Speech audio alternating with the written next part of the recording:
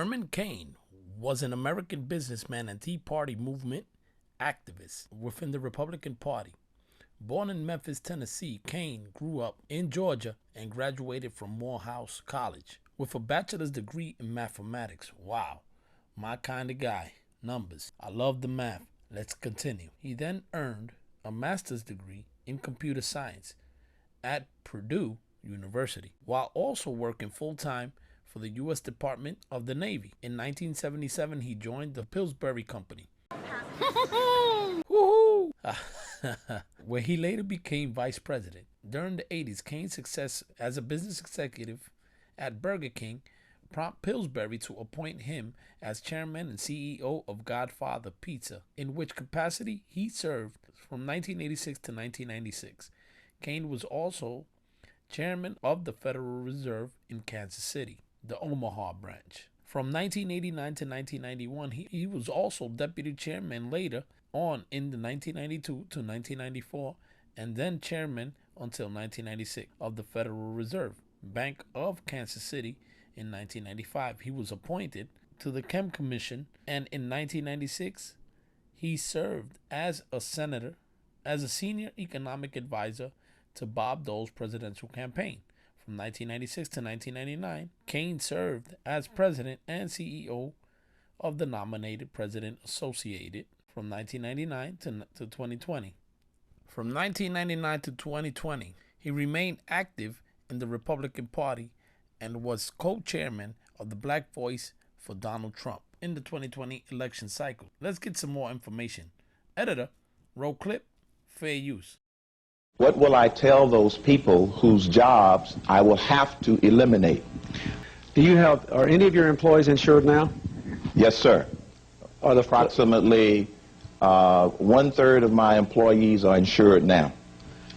And of the third that are insured now, what percent of payroll is their insurance cost? My insurance costs at the present time run approximately 2.5% of payroll. And let me ask you this. On average, food service businesses, payroll is about 1/3 of the total cost of doing business. Is that about what it is? That's an adequate estimation. Yes, sir. Okay, so suppose, since you have part-time workers and some wouldn't have to cover it, so you wouldn't go from 2.5% of payroll to 7.9%. You might go to something like 6.5%. That's a good even number. You add 4% of payroll, and that's 1/3 of your total cost. So you would add about 1.5% to the total cost of doing business. Would that really cause you to lay a lot of people off if all your competitors had to do it too? And why wouldn't you all be able to raise the price of pizza 2%? I'm a satisfied customer. I'd keep buying from you. Okay, first of all, Mr. President, with all due respect, your calculation on what the impact would do, quite honestly, is incorrect. Now, let's suppose that 30% of my costs are labor costs. 7.9 times that would be the 2 to 2.5% that you're referring to. The problem with that calculation, sir, is the fact that most of those 30% of the people currently have zero. It actually works out to be approximately 16%. Now, your other point about having to pass it on to my customers, in the competitive marketplace, it simply doesn't work that way, because the larger competitors have more staying power before they go bankrupt than a smaller competitor. So what I'm saying and suggesting is that the assumptions about the impact on a business like mine are simply not correct, because we are very labor intensive. We have a large number of part-time and short-term employees that we do not cover for one simple reason: we can't afford it. This sounds like a shucky-ducky kind of crowd on a shucky-ducky kind of day, here to support an shucky-ducky kind of candidate.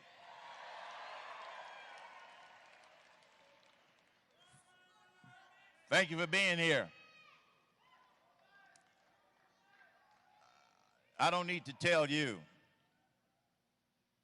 that America is at a crossroads again.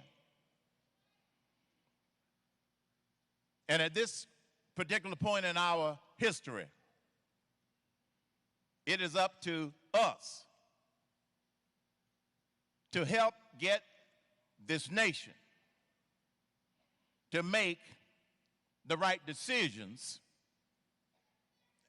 as to which fork in the road we're going to take. We must open up this economy. Allowing this economy to totally collapse is not a starter. It is not negotiable. It is not on the table.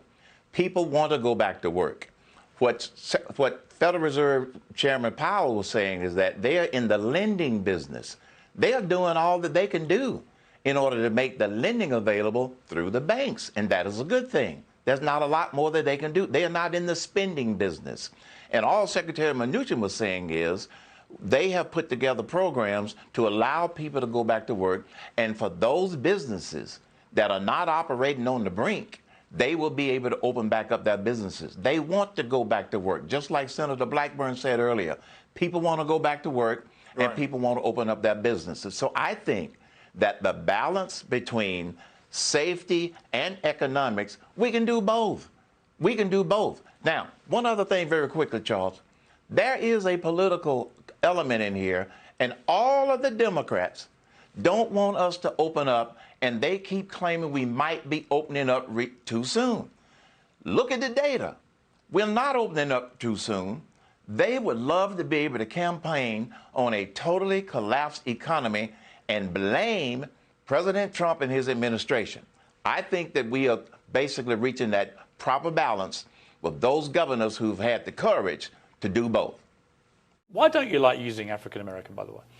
Because as I trace my roots back in this country, the majority of my roots, the ones that are more meaningful to me, were the slaves that were my foreparents, my forefathers. And so I identify as a black American more so than an African American. Yes, many of the slaves came from Africa, but my heritage is mostly here in the United States. With the country went through slavery, we went through the civil rights movement, so I prefer the term black American rather than African American. That's going back too far. In your book, you tell a very moving story about you went to a local barber's. Yes. And all the white guys kept coming in and having their hair cut. Yes. And you were just left there. And eventually one of the black Americans in there said to you, sorry, this is not where you get your hair cut. You're a black man. See, I mean, it seems almost impossible for people of my generation right. to understand this was going on. See, you have to look at the fact that in the South, the tradition, and I went to black barbershops growing up, the tradition was you didn't make an appointment, you walk into the barbershop, and whichever barber had the empty chair next, he would say, next, and if you just went in the order that you came into the barbershop. So I go to Fredericksburg, Virginia, and I'm expecting the same tradition. But I sat there and I kept watching white customers being called up, and I'm sitting here. It wasn't until I went up to one of the black barbers and said, am I next? You skipped over me. And that's when he said, well, we can't cut black hair in here. I said, what? No. You got all black barbers. What do you mean you can't cut black hair in here? We would lose our jobs if we do. This is 70 miles south of Washington, D.C. I thought I was out of this kind of stuff. And so he said, but you can find a black barbershop over past Sears on the other side of the railroad track. What did you do? I drove over to Sears, bought me some clippers and a set of clippers, and went home and cut my own hair, and I've been cutting my own hair ever since. Have you really? Yes, I have. I've only had one professional haircut since 1967. How did I do? Doesn't look too bad, actually. I just did this morning. Hey guys, it's Jose, your regular Joe Blow again, keeping an eye out and my ears open to conservatives not talked about in schools. Wow, Herman Cain, rest in peace. Unfortunately, we lost Herman Cain, Mr. Herman Cain, in 2020 due to COVID-19. But his legacy continues, and my job is to bring awareness to great Americans with conservative, libertarian, and independent views, and see the jewels and the smart given to us to apply in our lives. Thank you, Mr. Cain, for all you did for us. So thank you guys for sticking with me to the end.